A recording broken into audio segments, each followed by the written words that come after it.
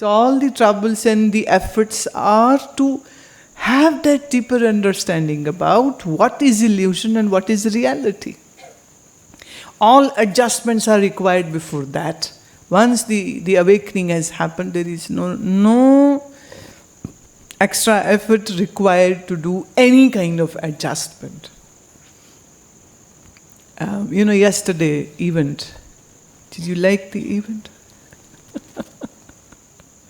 Well, the yesterday event with all the swamis and people talking, lecturing, applauding this ashram and the work which I am doing here and all the thing, and people, thousands people sitting in front.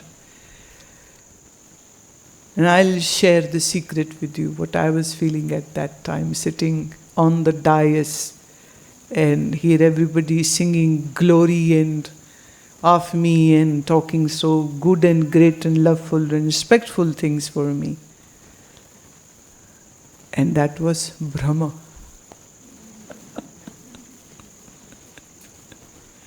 Just a illusion. Like in the dream state, whatever you see, it is your mind who has taken shape and form of everything. All the 5 elements, to earth, to star, to moon, to people, to houses, to things, to devil, to witches, to good and demigods and yogi or guru or disciple or India or Brazil or whatever you might say. Who is taking shape and form? Your mind. So I can say in dream, you are everything. But people don't understand even their dreams, so they think dreams come to us. Well, it doesn't come to you. Your mind creates it. So you are the engineer, you are the architect, you are the material, and you are watching it, and you get scared of your own dreams. People can't sometimes sleep because of their nightmares. So for an awakened one, how is it to be in this non-dual world? As you see the dream, now the only thing is when you see the dream, you forget that it is a dream. That seems real. But for the awakened one, with all eyes open and all the senses working, the dream is happening, the dream of waking is happening, and yet for the awakened one, for the Atmagya, the one who has realized, the word is Atmagya. Gya means to know, Atma means the real self. So to know real self, one word, Atmagya. So for the Atmagya, this is just a projection created by the mind, and my dear, the mind is such an instrument that if you begin to find where it is, you won't find it. And yet whatever you are experiencing are experienced through the mind, by the mind. And mind is not there to be found. It's very amazing. Amazing, right? And then Isabella has a question which is a bit personal, but I don't mind, because you are not a stranger to me. I am you, so I am answering to myself. Did you have any specific triggers for your awakening, or it was more a process of curiosity about the reality, study and spiritual practices?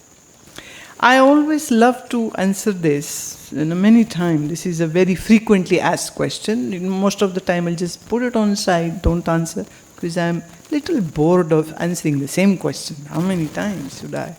But for sake of you, coming all the way from a distance. The point is that a rose is born as a rose did nothing to be a rose. Are you getting? A rose is born as a rose never did any learning, training, teaching, curiosity, awakening, seeking, guidance, nothing.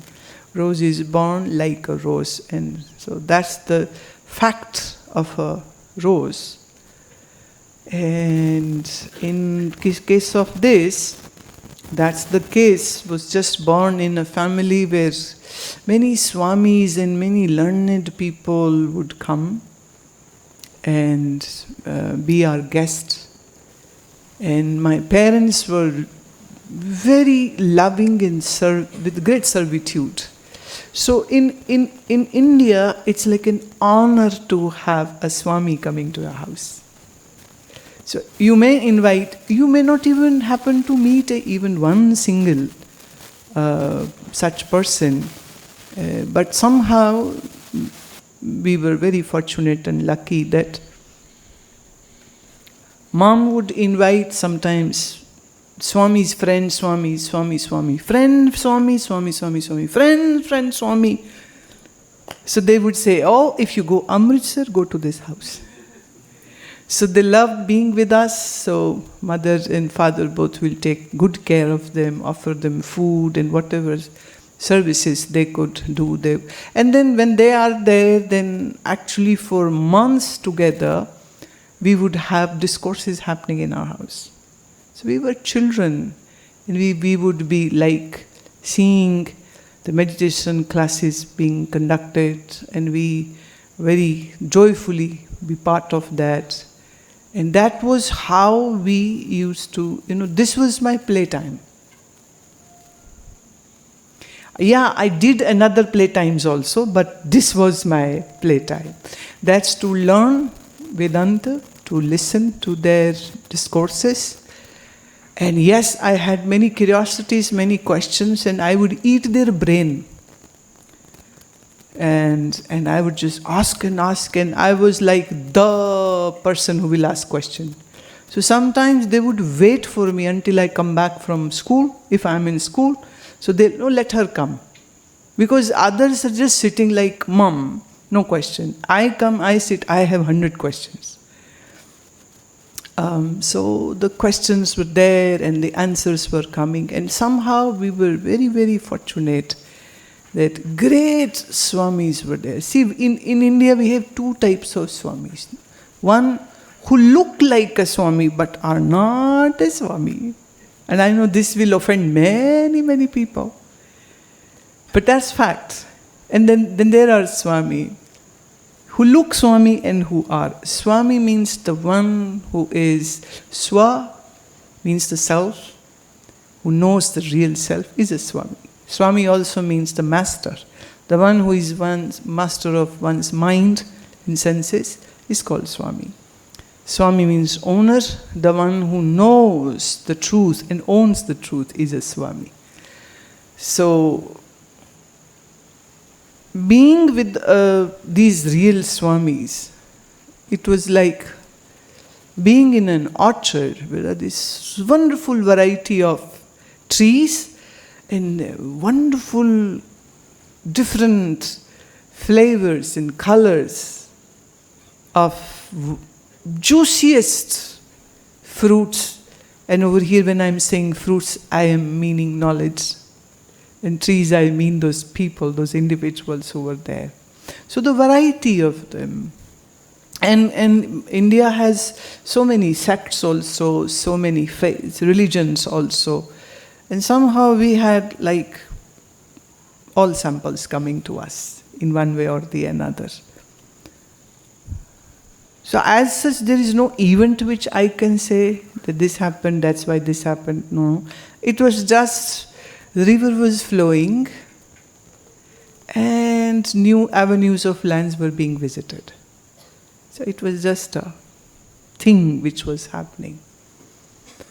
And actually, one of the Swamiji who was there on the dais with me on my left, as I said, I was just 12 when I could understand his Vedantic discourses. And I would ask so many questions and he would lovingly answer all.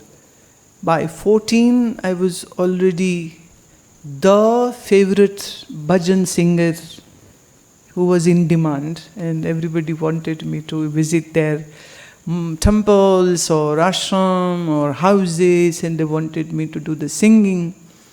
And by 16, I was ordered by one of a very senior Swamiji to conduct a discourse on Srimad Bhagavad in a temple. So I did that, and I was actually in 11th standard. So after my school, I would give my school bag to one of my classmates, and I would have a white tunic which I would change my uniform into. I would leave the uniform, the blue tunic, and wear a white tunic and a white, scarf, and would go to the temple to conduct the satsang, the discourse. There are people waiting for me, and the Guruji is coming from school.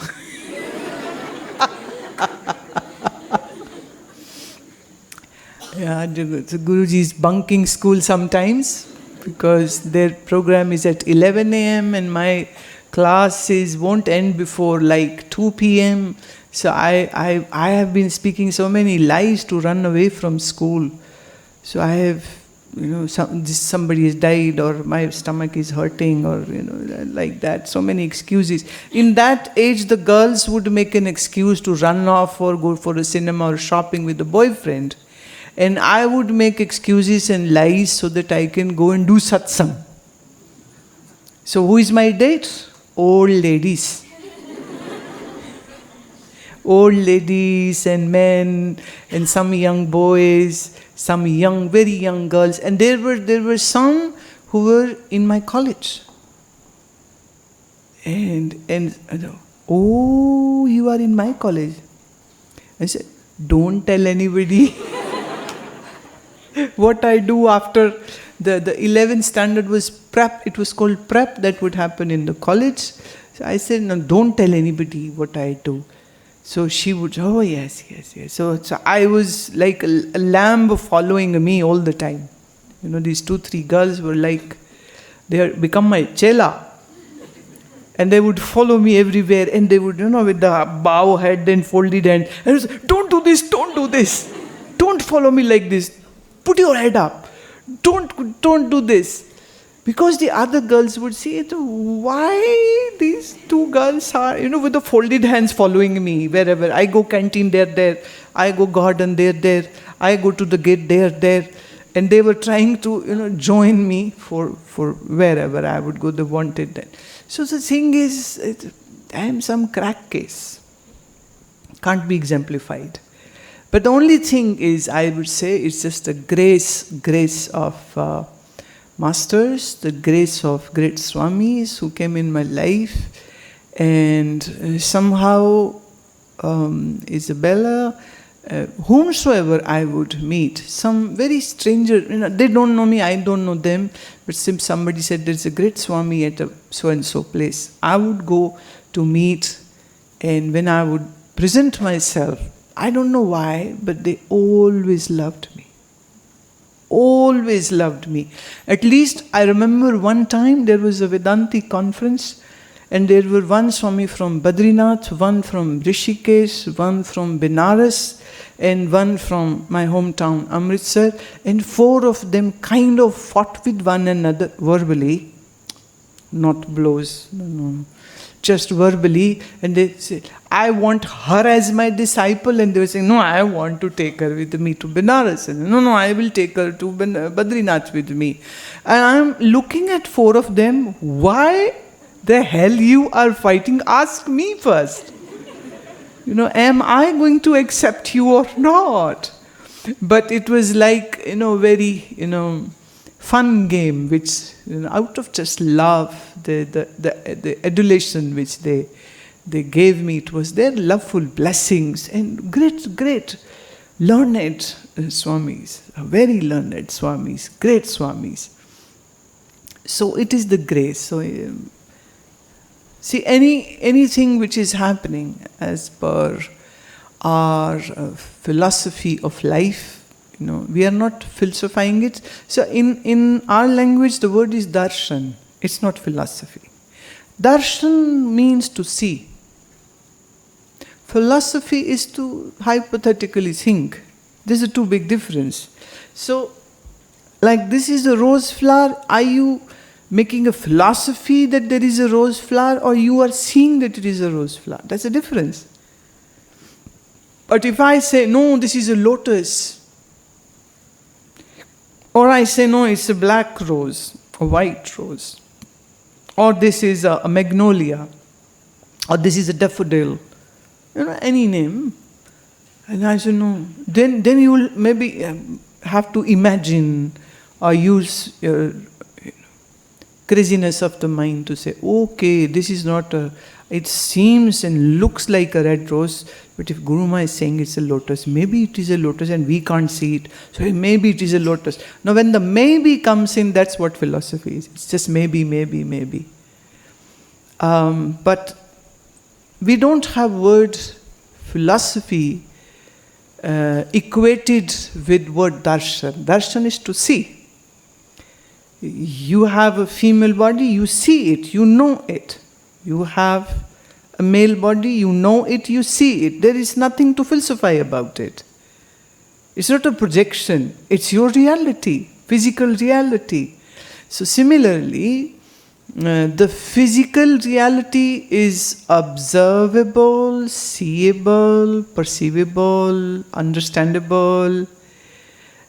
And the reality of your own true self is something which the mind has to explore and know. And yet there is nobody on this earth who will say, I don't exist. Can anybody say this? I don't exist. Even if somebody repeats this statement that I don't exist, the one who is saying this is existing. So nobody can say, I don't, you can't speak and say, I am dumb. How can you be dumb? You are speaking. Nobody can say, while speaking, I am mute. I don't have any tongue in my mouth. Not believable. Not believable at all. So the reality is we can debate and discuss whether God exists or not exists, and you can be an atheist or theist or antagonist, but nobody can say, I don't exist.